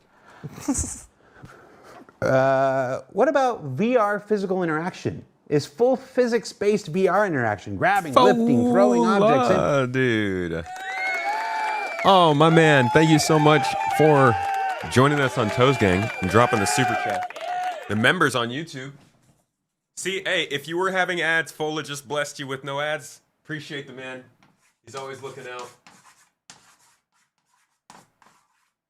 Thank you, brother. Thank you for the support, for keeping the stream going this week. And thanks for being here. Let us continue. Interaction. Is full physics-based VR interaction, grabbing, lifting, throwing objects, NPCs, part of the long-term vision?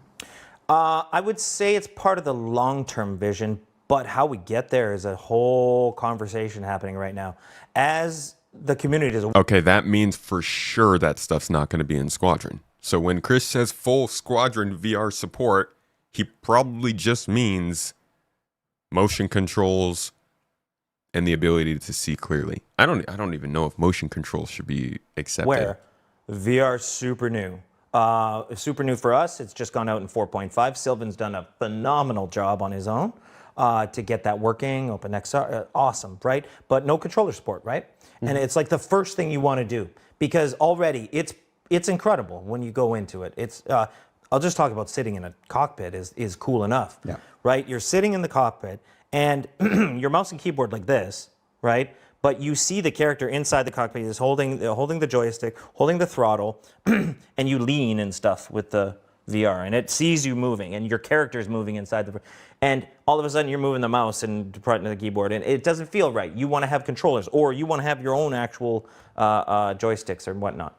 But the immersion it gives you, and the things you notice that you don't notice when you're just playing on a screen versus you noticing it in VR, it begs the need to grab it, to interact with it, to see hands, to move it around. That's what she said, but he's not wrong.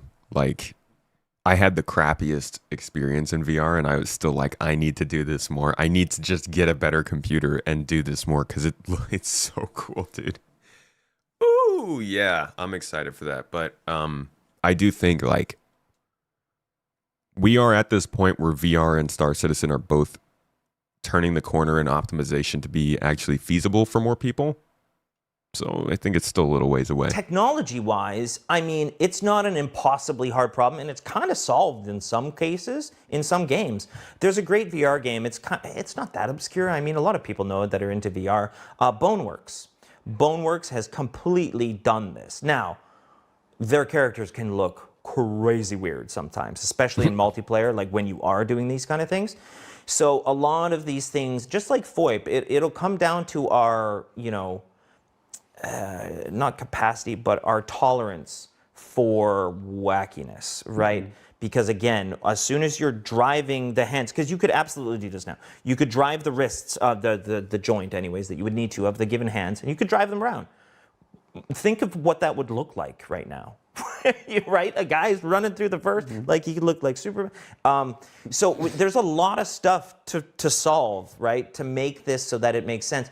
Because we are totally unified in first person and third person rig. It's all the same thing. So we can't just show you one thing in first person, like your hand tracking and it works and it looks amazing. It's kind of how Half-Life Alyx works, which is an incredible VR experience. Like that is a bar to achieve. Just Did he just say Half-Life Alyx? People will see you in third person doing these kind of things. Okay, so, no, I agree with the other person. Fire this man. He should know how to say Alex. That's going to be a tricky thing. So it is something that we want Sylvan to be involved with. We want to start talking to design about, try to work out how this is going to work, because it's also not just about supporting one set of controllers. It's about supporting all the sets of controllers that are going to do it. So we've already had a tricky enough time supporting the gamepad, let alone these extraneous devices that are on top of it. So I think the interaction, it's impossible to say no, because you want it so bad when you are doing VR. It's one of those things where, and I promise everybody, there will be a time where we'll have Sylvan in this chair and we'll do a whole thing about VR. We're gonna let it continue to mature a little bit more and know a little bit more about where we're going before we say. Wonder if we can get Sylvan on launch sequence beforehand. Sneak the show. Things. But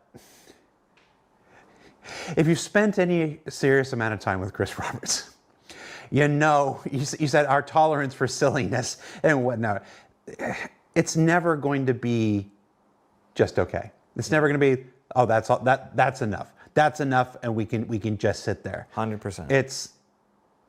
We're going to push. We're going to push, and we're going to keep pushing. We're going to keep pushing. Occasionally, chat. There'll always be somebody in chat talking about how are they still figuring this thing out in the year of our Lord 2026 and whatnot. And that's because he said the year of our Lord. This project doesn't end. You know, if we all have our way, we are making this game and continuing this game well beyond 1.0, well beyond 2.0, 3.0, just going on. It's like any other MMO. WoW's still going 20 some odd years later. It's like this. You know, that's our aspiration. So when we talk about these things, it's not about. The end goal is not 1.0 and you stop. And that's why sometimes the tense that we speak in can seem like it's out. We're already looking and planning and, you know, the thing that comes next, the thing that comes next, the thing that comes next, and the thing that comes next. I know this is supposed to be comforting in that, like, oh, not everything's going to be done by 1.0. It keeps going. But it comes off to me as like, listen, guys, we're not going to get you everything, okay? We could talk about 1.0 all we want, but we still got to keep going after that. It's like it's bittersweet. Cool, yeah. I'm glad that the development starts, but is that an excuse to not actually get a lot of the stuff we need in for the 1.0 launch? Yeah, at this point, it would be foolish to say no. It would never get to a point where you can grab things and interact with things. Yeah. My dream is a nice little, little tracker that I just want to be able to throw the bird without needing anything, and I can just throw the bird and whatnot. I'm not a. But think about it. We have diegetic screens. We have diegetic UI. We have the cockpit. So, of course, we need to do it at some point. But when, who, what? We didn't even have we don't have a VR team. Right. Yeah. So the timings and details I just can't give. But to your point, which is so good, that we have to look that far ahead because we have to make decisions now that we don't regret later. It's happened a lot, right? Where we go, no, 1.0 is just going to be this. So it's happened so much, Sean, so much. Zax, thanks for the membership on YouTube. We're going to do this, we're going to do this, we're going to do this. It's going to be great. And then that changes. And we're like, shit, now I'm wrong. I say it this way internally sometimes to people. You will eventually be made to be wrong, right? At some point. Just try to project yourself as far as you can so you're not. What's wrong? They've been wrong so much. Did I just reveal something that was like some... nothing. No. Nothing that's nothing that's been a secret on this show. It's just the number of times over the years. You've been here 14, 13? 13. Yeah, 13. I mean, I would say this kind of stuff could be said much more often. A lot of the things that end up being mistakes don't really get acknowledged as mistakes. Like, we completely stopped getting postmortems on updates, which is... Sure, that was taking resources and stuff, but that was a great way for us to see how they were learning from the mistakes they were making with these launches. Now they just kind of make a release, and then the CTO comes on, and he's like, we've got a score that we have to meet, and we'll meet it, and then we get an update that's terrible. It would be great for us to be able to hear why it was bad, what mistakes were made, but I don't think we get that near as much as we could with this project anymore. Contrasted with the CR interview, Squadron 42 is not happening. I would not in any way take contrasting two conversations to determine whether or not a 13-year-old developed game is coming out this year. Because from what I've heard, it still is.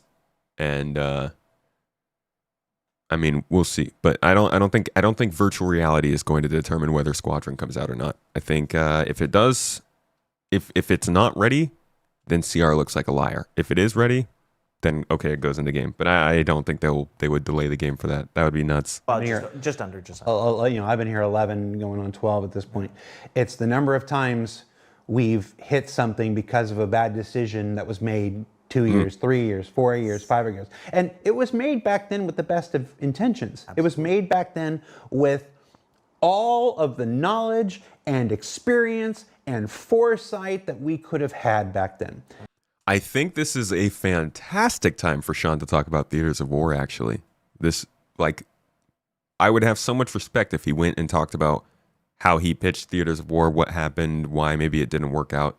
And then you just go, oh, well, we could either accept that or we can rework the inventory for the third time or the fourth time. And we don't accept it. Yeah, that's where we end up. If we can make something better, we're going to make something better. Sure. And we're not going to sell it short. That's what Chris says. I'm with The problem that people have is that many people especially because he's saying that about the inventory, a lot of people would then go back and say, well, we could have told you the first inventory wasn't going to work.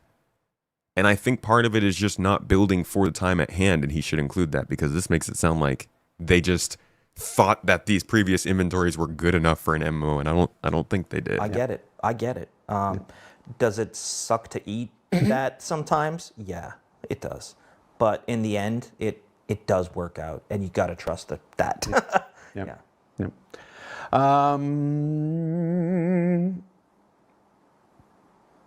We haven't had many animation questions. Let's find an animation question. Sure.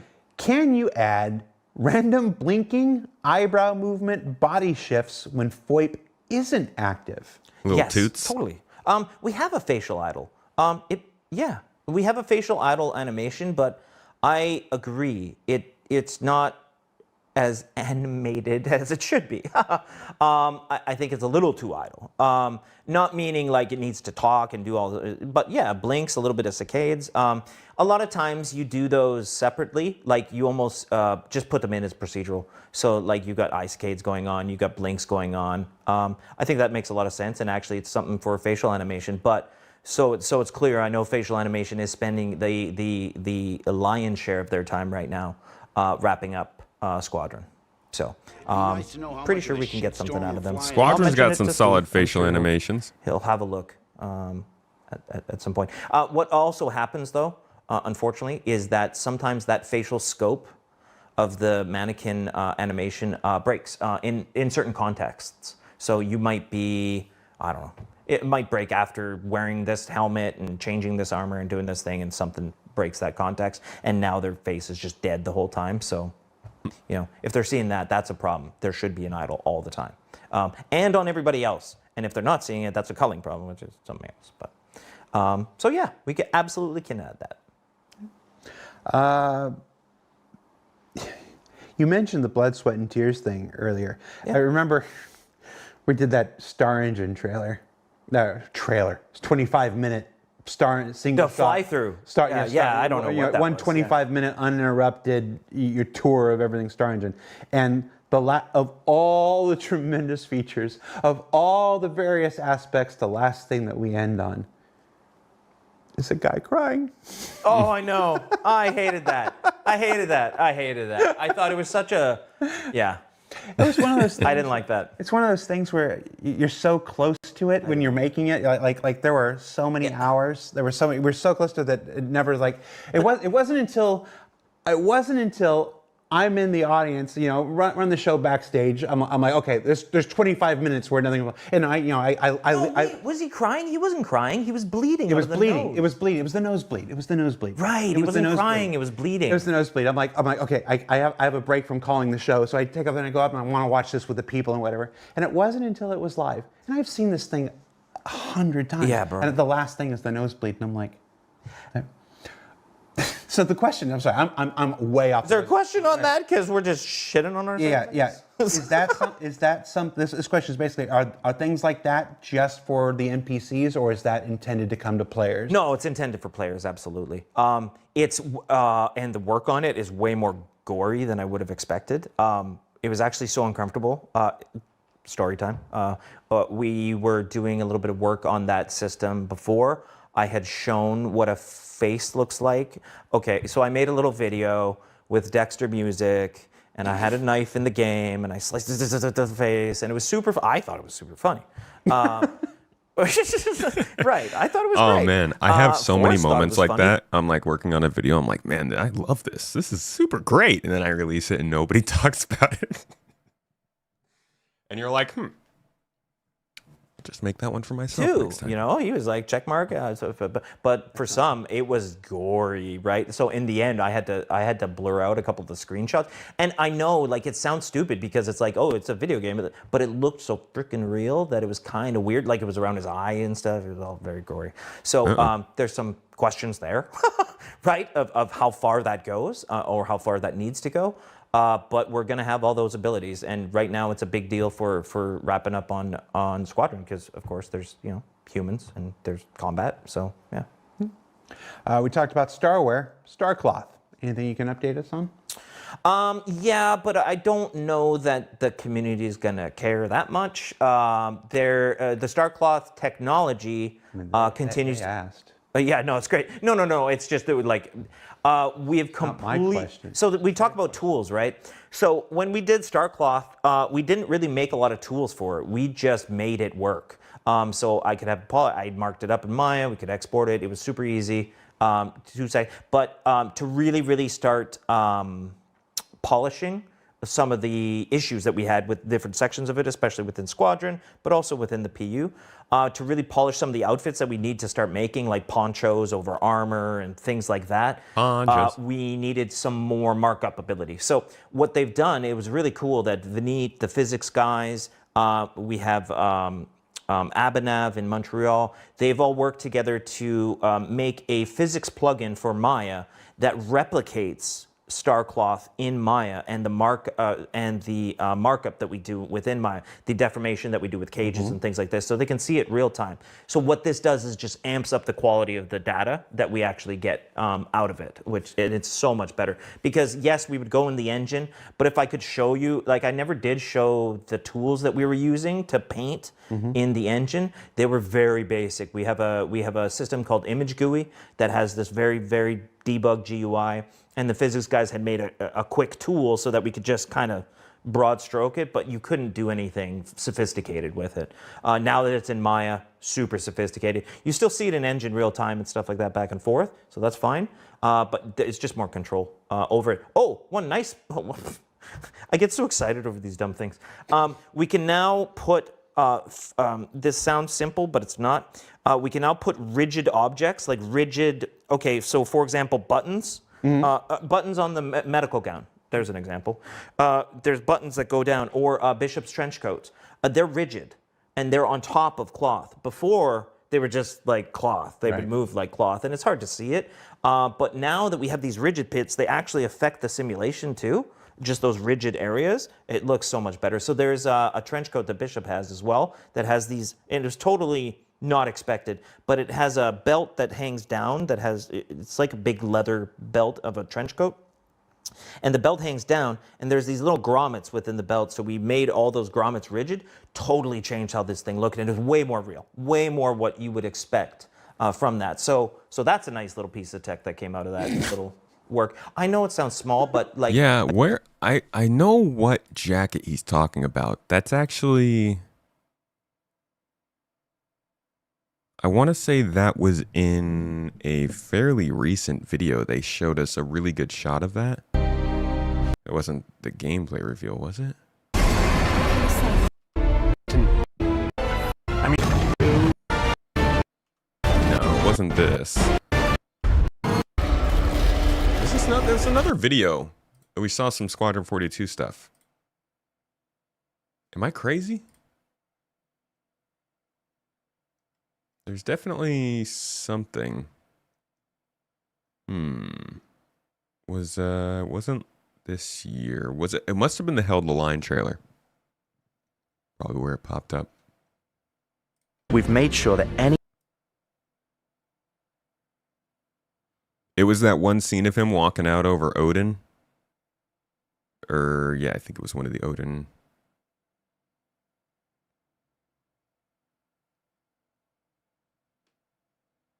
No, it's not here. I don't know where Gary it is. Oldman. That's too bad. It's an old shot. but a good one. It checks out. It was the same shot that they had during the Polaris trailer. I can at least show you what the original looked like. Is this one where our bishop was walking out? Forgotten. Oh, they don't even show it here, huh? Whatever. It's here. I'm not going to look for it any longer. It's an old Squadron 42 video, but the video he's talking about has Bishop with like this gigantic trench coat on, looking real Deckard-like. Again, I'm your developer's favorite developer. They think it's great, so I think it's great. I cherish you, Sean Tracy. I love you. We're just about out of time. What? Yeah, we're here. Oh. We're here. What do you... We talked at the beginning about the size of the tools team. We talked about all the different aspects. Kavraka, been watching the vids. Nice to catch you live, dude. Thanks for joining us. Welcome to the live stream. Always a joy to see somebody come in. We can answer some questions live. Now, do this, but we don't often get to talk about tools and stuff. It's not the sexiest topic. It doesn't have a whole lot of visuals to go with it. Often, it's not. Everybody wants to know about when can I do this in the game and when can I do that in the game? And most of the conversation about tools is how we make the game, for instance. You've got a couple minutes here. You got a couple minutes here and we've got a platform. What would you like to say to the Star Citizen community? What would you like them to understand, to appreciate about the role of tools in making video games? Yeah, imagine working for these guys.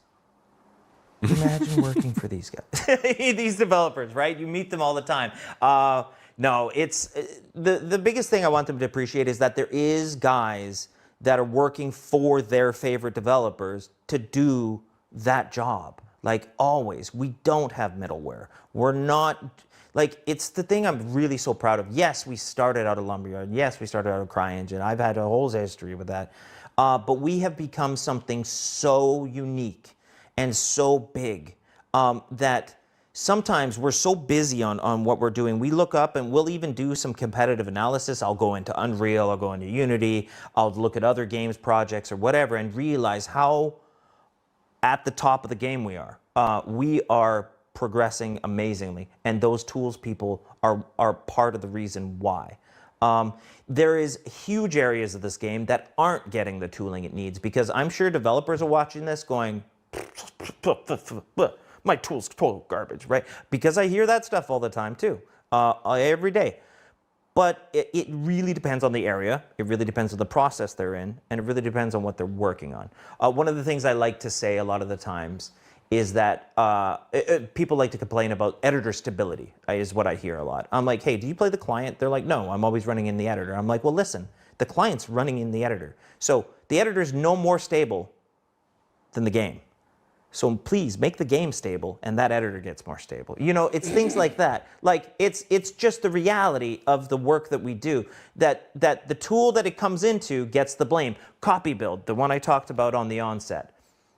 Exact same thing. Copy build's slow today. Copy build's not working. Copy build this, copy build that. And in the it's never copy build. It's always a network problem, build store issue, patcher bug, you know, like. So honestly, it's a tough job. It's a tough job. It's a tough job to take that kind of stuff, but it's also incredibly rewarding, because I was just doing some work today. I even said to the guy, just tell me it works. I need that dopamine hit. And realizing that, you know what, just in satisfying sometimes the request or the need of a developer, honestly gives me a sense of pride and joy and reward. So, you know, it's a great job to have, but it also can be tough. On the same token. So, you know, I think that's a solid reminder that these people are humans, and like even if they're working in CIG, they can still be frustrated with CIG and things going on within the company. They're still working on things that other people in the company have to do, and like it's not just